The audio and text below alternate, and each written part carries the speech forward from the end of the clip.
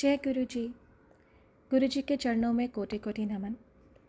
गुरु जी इस रहमत चैनल पे आप सभी संगत का स्वागत है।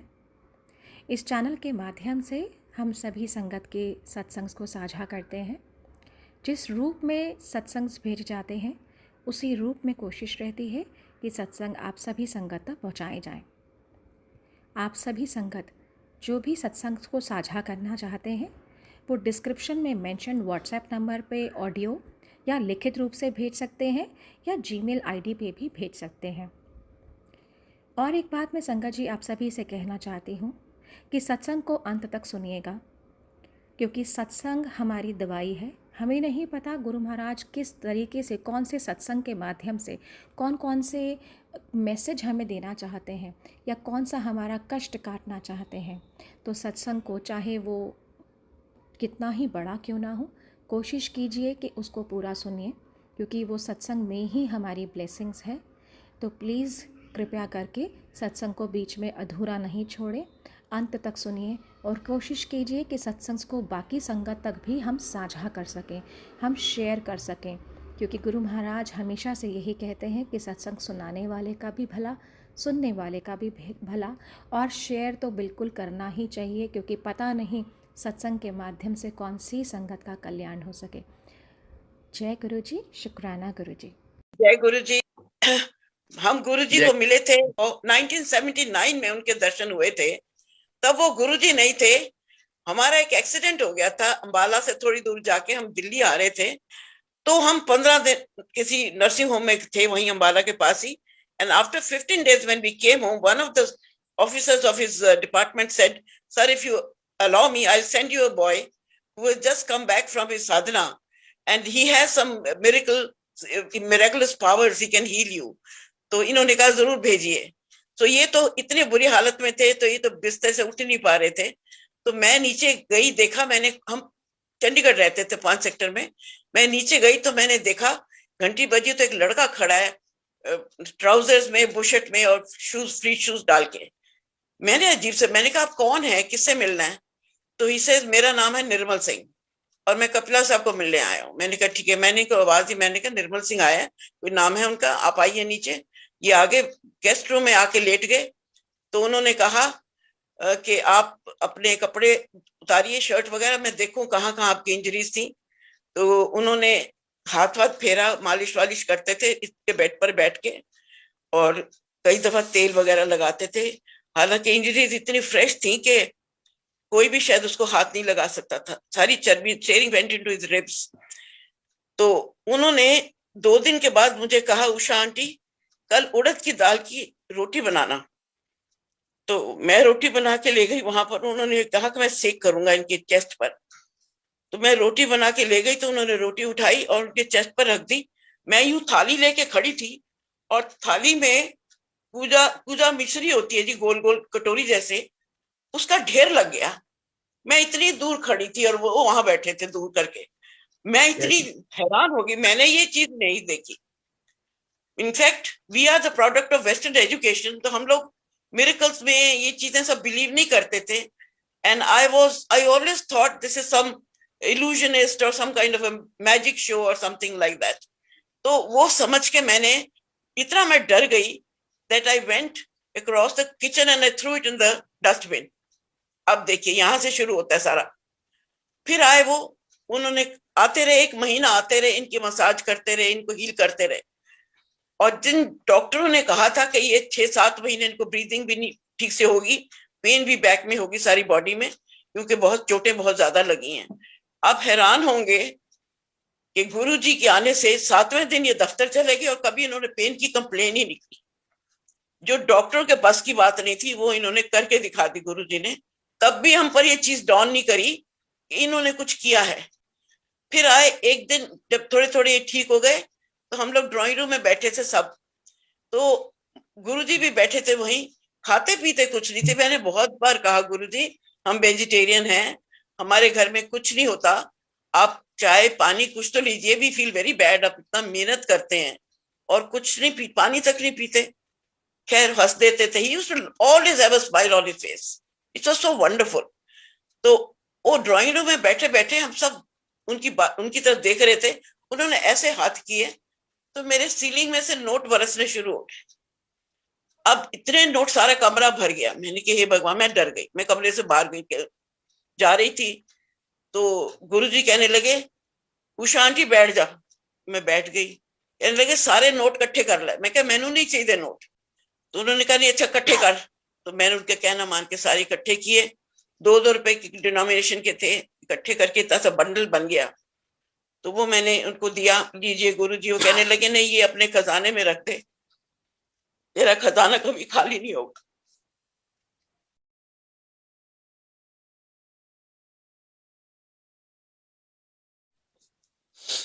बस ऐसे ही चलता रहा कुछ दिन, तो ये बिल्कुल ठीक हो गए। एंड आई नेवर सेड कि I am grateful to you या थैंक यू।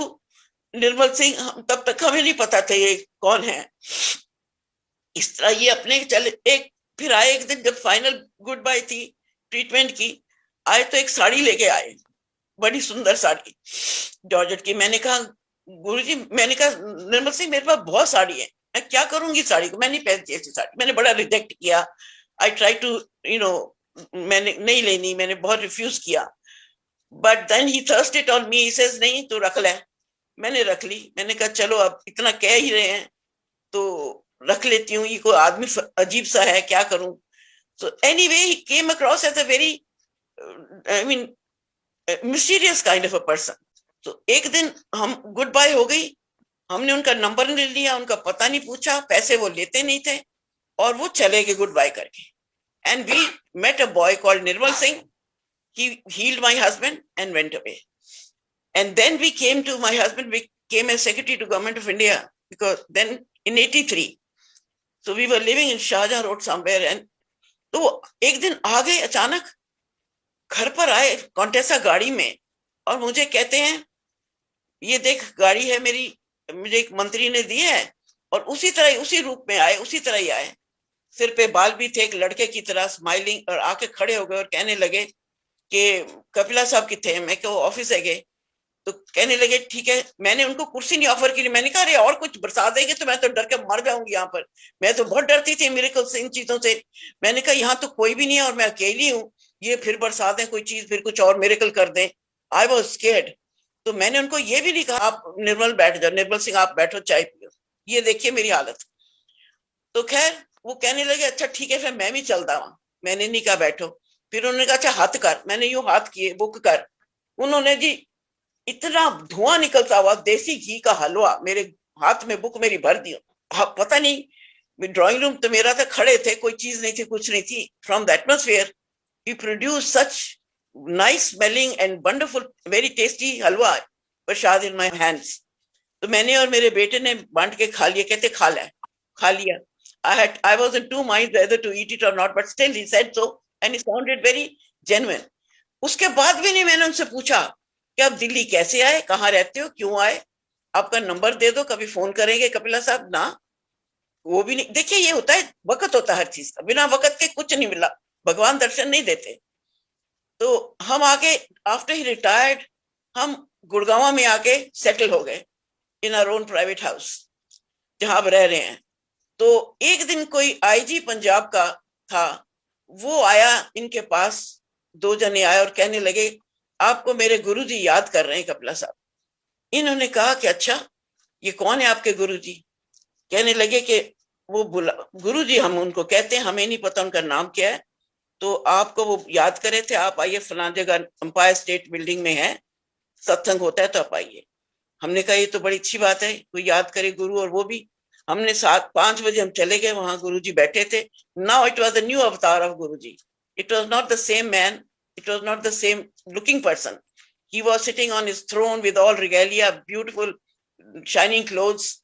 और मैं तो पहचानी, there was no hair on his head. And when I entered he smiled and he said, हैरान हो गए ना। आई सेड बिल्कुल। So then, of course, I recognized that he's the same man we called Nirmal Singh. Now he was called Guruji. So we also started calling him Guruji. And he says, तुसी रोज आया करो, लंगर खाया करो, सत्संग आया करो। उस वक्त ये सड़क भी ठीक नहीं थी, it was dangerous. Gurgaon Delhi road, वहां से कुतुब मीनार की तरफ से। पर खैर हमने कहा चलो प्रोटेक्ट कर रहे हैं गुरुजी के साथ, कुछ एक तरह से बैठा इक्वेशन। हम रोज जाते रहे, कई कई कुछ हुआ वहां पर। गुरुजी लंगर खिलाते थे, सत्संग सुनते थे हम। कई दफा गुरुजी, हम लेट हो जाते थे 1 बजे तक, हम उठते ही नहीं थे जब तक गुरुजी आज्ञा न दे। 1 डेढ़ बज गया एक बारी तो कहने लगे, उषा आंटी दूध ले आओ गरम गरम। उनके कुछ सेवक बहुत थे वहां पर, वो दूध लाए, फिर कहने लगे हलवा लाओ। फिर हलवा भी ले आए। वो हलवा खाया, कटोरियों में सबके हलवा था। मैं जमीन पर बैठती थी, पीछे पीठ लगा के, मेरी हिप जॉइंट थोड़ी प्रॉब्लम थी तो मैं दूसरी तरफ बैठ नहीं सकती थी। तो गुरुजी ने मेरे पास तकिया पीछे लगा के वो भी आके मेरे साथ बैठ गए। मुझे बड़ा अजीब लगा। उनके हाथ में भी एक कटोरी थी हलवे की और मेरे हाथ में भी एक कटोरी थी। वो अपने कटोरी से हलवा मेरी कटोरी में डालते गए। आई फेल वेरी ब्लेस्ड, ये दिस इज टू मच, और ये तो मेरे कर्म बहुत अच्छे हैं, because then I started regarding with divinity. So I felt कि this was the progress on my spiritual path and this is what is meant for. और बड़ी बात ये थी कि वो कभी भी किसी भी चीज को ये नहीं कहते थे कि ये जरूरी करना, सीधे बैठो उल्टे बैठो, ये पहनो वो पहनो पत्थर पहनो, कुछ नहीं कहते। देखिए, एक आदमी जो पूरा होता है, कंप्लीट होता है, हम अधूरे आदमी उसको समझ नहीं सकते। और गुरुजी के बारे में कुछ भी कहना कि वो ये थे वो थे, वो मेरे ख्याल में मैं नहीं कर सकती। मैं तो अपना सिर्फ जो इवेंट्स हुए उनके साथ में वही बता सकती हूँ ऑनेस्टली। और एक बारी सत्संग के बाद हम उठ के बाहर आए तो गुरुजी पीछे आए, कहने लगे मेरी गड्डी च बैठ जाओ तुसी कपला साहब, कपला अंकल गड्डी च बैठ जाओ ते उषा आंटी तू भी बैठ जाओ थे। मैं क्या, पता नहीं क्यों कह रहे, 1 बजे का टाइम है, इतना लेट हो गया, हम तो घर जाना है, गुड़गामा 35 किलोमीटर है। खैर, इन्होंने कहा मेरे पास गाड़ी है। इन्होंने कहा नहीं मेरी गड्डी से बैठो, तुसी अंकल अगे बैठो, मैं आंटी ना पीछे बैठांगा। हम बैठ गए, कहते चलो मैं तुहानू छतरपुर लेके जाना, बड़े मंदिर। छतरपुर चले गए रात के टाइम ड्राइव करते हुए। वहां पर एक बिल्कुल अंधेरा सा था, अभी बन रहा था छतरपुर मंदिर, मगर उसकी बिल्डिंग के ढांचा बन चुका था। तो बाहर लॉन में हम बैठे, वहां एक खाट मंगवाई गई जिसमें गुरुजी बैठे। देखिए कितने सादे आदमी थे, कोई दरी नहीं, कोई गद्दा नहीं, खाली वो जो होती है ना चुभने वाली एक रस्सी, हाँ, उसके चारपाई पे बैठे। हम लोग जमीन पर बैठ गए और कुछ ना हम कुछ बोले। अजीब बात तो ये थी कि ना वो कुछ बोले ना हम कुछ बोले, ना वो कुछ पूछे ना हमने कुछ उनसे जवाब दिया। 1 घंटा हुआ, हमने कहा ये हो क्या रहा है। फिर 1 घंटे बाद किसी को कहते चाय बनाओ, बताइए आउट ऑफ नोवेयर चाय आ गई। हमने चाय पी, फिर बैठ गए, कुछ ना वो कोई बोले। और 1 घंटा 1.5 हम चुपचाप बैठे रहे। हमें तो अजीब सा लगता था, हमारा माइंड जो था ना वो एकदम नम हो जाता था to any thought other than Guruji. तो 1.5 घंटे के बाद कहते चलो चलिए। फिर हम आगे, वहीं छोड़ दिया उन्होंने अपने वहां जहाँ सत्संग होता था। हम अपनी गाड़ी पकड़ी, घर आ गए, 3 बज गए। सुबह हम घर पहुंचे। इतनी ये एक्सपीरियंसेस जो थे ना आम नहीं थे, इसका कोई पर्पस था जो हमें पता नहीं लगा। तो कर्म हमारे पिछले काट रहे होंगे, कुछ तो कर ही रहे होंगे। और उनके साथ कई और, एक बारी कुछ 2 हम लोग बैठे हुए थे सत्संग में, 2 लेडीज आई, उनको कहने लगे वो बंदा जड़ा बैठे है ना मेरे हस्बैंड की तरफ देख के, ओदे तो सीखो जिंदगी किस तरह जीनी चाहिए। ए ना ऑनेस्ट आदमी है, देखो सिवाय तनख्वाह दे कुछ नहीं, और दबंग आदमी, डरता किसी तो नहीं। और दैट टाइम वो लड़कियां भागी भागी आई, अंकल अंकल अंकल गुरुजी आपकी तारीफ कर रहे हैं बहुत, वो ये कह रहे थे। तभी हमें पता लगा। तो ये हंसने लगे क्योंकि वो भाग भाग के आके इनको बड़ी एक्साइटेड थी और बहुत मतलब पैशनेटली बताने लगी। तो बस इस तरह के कुछ, Guruji thought very highly of him, उससे ये तो मुझे पता लग गया। बिकॉज आई थिंक थोड़े से कर्मकांडी भी थे। सुबह 4 घंटे रुद्राभिषेक करके दफ्तर जाते थे, हालांकि टाइम बहुत कम होता था।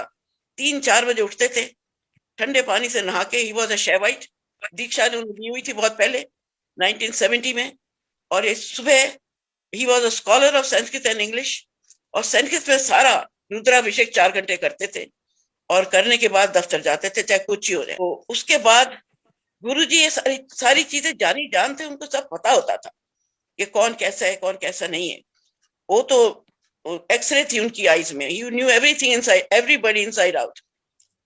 सो एक बारी हमारी लड़की जो थी वो पीएचडी उसने कॉर्नेल से की, तो उसके बाद she was on the job market, तो हम बड़े वरीड थे। मैंने कहा इसकी फोन ही नहीं आ रही, she was on the move. So we were shopping around in the local market for something, and we got a message on the phone कि गुरुजी आपको बुला रहे हैं। हमने कहा अच्छा चलो, हम वापस आ गए घर, नहाए धोए पहुंच गए, कमरे में बैठे थे गुरुजी अपने। हम जब पहुंचे वहां पर, हम नॉर्मली अपना फोन जो था ना, सत्संग में हमें ऑफ करने को कहा जाता था, स्विच ऑफ करते थे फोन। उस दिन इनकी जेब में रह गया, क्योंकि सत्संग में नहीं जा रहे थे, हम गुरुजी को मिलने जा रहे थे। तो इतने में जो ही उन्होंने पैर रखा कमरे में, घंटी बजी फोन की, तो गुरुजी कहते ना, ए लो जी आ गया जे शुचि दा phone. Now look at that, how we did not tell him that we are worried about him. तो वो जानी जान थे और सब कुछ उनको पता होता था हमारे दिल में, दिमाग में क्या चल रहा है उस वक्त। ये मुझे तो कई चीजों से पता लग रहा था उनकी। और कई दफा हैंडशेक करते थे, मैं पाँव को छूने जाती थी तो हाथ हैंडशेक करते थे। उनकी विचित्र सी उनकी सारी जितनी भी घटनाएं थी हमारे साथ। और जब वो बैठे होते थे वहां पर कैबिनेट पर दूसरे कपड़ों में, बुशर्ट पैंट में, तो लाइक एन ऑर्डिनरी पर्सन, तो कुछ हंस खेल के बातें भी कर लेते थे, light light kind of conversations. And अच्छा लगता था। We found him a friend in him, and not still not a guru or something, just look at that. और धीरे धीरे धीरे धीरे एक बारी वो मेरी डॉटर आई थी अमेरिका से, तो सत्संग पर हम सारे गए थे, तो कहने लगे शुचि तू चल मेरे नाल कल चंडीगढ़। तो she started looking at me कि मैं कैसे जाऊं गुरुजी के साथ अकेले। मैं इतने में उन्होंने कहा, मेरे बेटे को बोला चल तू भी चल। तो ये दोनों गुरुजी सुबह 4-5 बजे इनको पिक करने आए, पिक करके इनको ले गए चंडीगढ़। और वहां इन्होंने कोई शादी वादी भी थी शायद, वो भी दिखाई, खिलाया पिलाया इनको, बहुत मौज मेला किया। वापस आके छोड़ गए इनको घर, और बच्चों को साथ रखा उन्होंने, दोनों को। देखिए क्या भाग्य है, कितनी अच्छी किस्मत है कि इतना करीब से भी किसी के जाना, ऐसे आदमी के, वो भी कलयुग में, मैं सोचती बहुत बड़ी बात है, मेरे लिए बहुत बड़ी बात है। तो ऐसे कुछ एक दो और किस्से इस तरह के हुए, जब उन्होंने कहा एक बात, जो उन्होंने कहा कि कपिला साहब की उम्र जो है वो मैं ही देती है, he has no life because he was suffering from myeloma. पर गुरु जी ने कहा इन्हों की लाइफ है नहीं, 3 साल हो रह गए, वो मैं दे दे। So, and this is right, I have evidence to say that he had to pass away at 72, but he passed away at 75. But Guruji prepared me. But ये मैं कह सकती हूँ, इनको गुजरे 12 साल हो गए अंकल को, मगर मुझे किसी चीज की कमी नहीं, किसी चीज की तंगी नहीं। मुझे तो कभी ये नहीं लगा कि मुझे पैसे चाहिए या मुझे पास कमी है कोई चीज की, नेवर।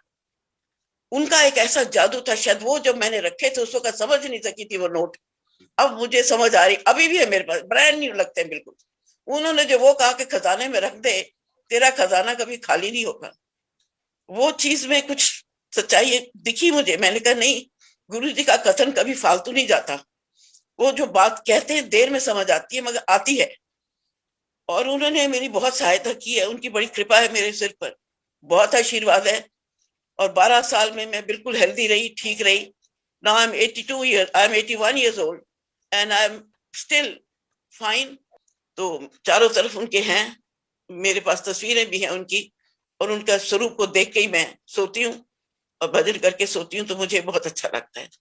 जय गुरु जी, मैं और ज्यादा क्या कहूँ। गुरु जी के पास तो जाते थे रोज, और कुछ ना कुछ नई बातें रोज करते थे वो। और बहुत प्रेम दिया उन्होंने, हम लोगों को बहुत प्यार किया, बहुत करीब, हम करीब थे उनके, इस तरह सभी सोचते हैं। मगर जितना उन्होंने मुझे कॉन्फिडेंस दिया जीने का, और इतना पीसफुल लाइफ दी, वो सब गुरु जी की कृपा थी। हम पर कृपा है और आशा है बनी भी रहेगी। और गुरु जी कहीं गए नहीं है, गुरु जी संसार में ही है, इधर ही है। हम देख नहीं पा रहे उनको, मगर उनकी आत्मा बिल्कुल इधर है, और इसका एहसास होता है, कहने की बात ही नहीं है। क्या वो ऐसे क्या, बहुत मतलब वो यही कहते थे वो, कभी उन्होंने ये नहीं कहा इस तरह के कपड़े पहनो, इस तरह के जूते पहनो, इस तरह का प्रेजेंस हो आपकी, कोई भी उनको, वो कहते थे भजन करो, जप करो, और इस संसार में कुछ है नहीं। और कलयुग में ना तो किसी के पास टाइम है बड़े बड़े भंडारे करने का, सत्संग, वो पूजा पाठ हवन करने का, ना ही किसी के पास सारा वक्त, आधी उम्र निकल जाती है अपना धनोपार्जन के लिए। तो वो कहते थे सबसे आसान है कीर्तन, सत्संग सुनो, सत्संग करो और जप करो। ये चीजें उन्होंने कही थी। और उन्होंने जितनी भी फजूल हिंदुइज्म की चीजें थी निकाल के एक तरफ फेंक दी, जो कि एंशिएंट रिलीजन में थी हमारे। I am Hindu, I am ब्राह्मण, बट स्टिल आई फील कि जो उन्होंने धर्म को और कर्म कांड को इस स्लेवरी से छुड़ा दिया, इस मुसीबत से छुड़ा दिया कि ये पहनो वो पहनो, सज्जे पाओ खब्बे पाओ, नो, ही सेज नहीं, you should think about God and you should pray and you should always जप करते रहो, भजन करते रहो, और परमात्मा आपके साथ है। और मुझे तो उनकी स्माइल कभी नहीं भूलती। Every time I extended my hand, he would hold my hand and shake hands with me. I used to feel very important कि ये मेरा हाथ पकड़ते तो बहुत अच्छा है, स्माइल देते थे जब भी आते थे। और हमें 2-2 बजे तक जो नहीं आज्ञा देते थे जाने की, तो हम भी आराम से बैठे रहते थे। और कपिला साहब को तो वहां बहुत ही आनंद आता था। वो कहते थे कितनी पवित्र यहाँ एटमोस्फेयर है, कितना शुद्ध एटमोस्फेयर है, और सत्संग होता है, इतना अच्छे भजन सुनते हैं, क्या और चाहिए हमें। तो बस इसी तरह ही हमारा उनके साथ काफी साल, काफी देर हम जाते रहे, सत्संग में बैठे रहे। मगर हमने ये कभी उनसे कहा नहीं कि ये कर दो या वो कर दो। जानी जानते, उनको सब पता था हमने क्या कहना था उनको। मैंने कभी कुछ नहीं मांगा, मैंने इनकी हेल्थ के लिए भी नहीं कुछ कहा, उनको सब मालूम था। उन्होंने जब कह ही दिया ये, तो क्या पूछना था उनसे। उनको हमारे आगा पीछा सब मालूम है, हमारे फ्यूचर क्या है, पास्ट क्या था, ही नोज एवरीथिंग। और इस चीज को वो बहुत वैल्यू करते थे कि हमारा जैसे ये थे। You see, all his life he never had any greed for money or status or position, और कोई भी नहीं इनको। ही वाज इतने वैरागी थे, एक तरह से वैराग्य था इनको बहुत। ही सेज कि नहीं, दिस इज माय ड्यूटी और ये मुझे करनी है। और डरते किसी से नहीं, से जो फाइल पर ही अपने दस्तखत करते थे, चाहे किसी के ऑर्डर हो, अपना जो कहना होता था कह डालते थे। Such a nice atmosphere, there is no corruption, there is no हाय हाय जैसे लोग करते हैं, इतने कोई शांति नहीं है लोगों में, कुछ है। तो ये मैं जरूर सोचती हूँ कि बहुत अच्छा भाग्य था मेरा कि मुझे अच्छे जैसे गुरु जी के दर्शन होना। मैंने तो कुछ नहीं कमाई की जिस वजह से मुझे गुरु जी के दर्शन हो। और मैं तो इनको गुरु जी भी नहीं समझती थी जब आते थे, और हमने फोन नंबर तक नहीं लिया। और क्या क्या उन्होंने हमें इशारे दिए, क्या क्या उन्होंने संकेत किए, अरे भाई समझ जाओ अभी मैं कौन हूँ। पर उन्होंने देखा होगा कि हम भी बड़े कड़े आदमी हैं।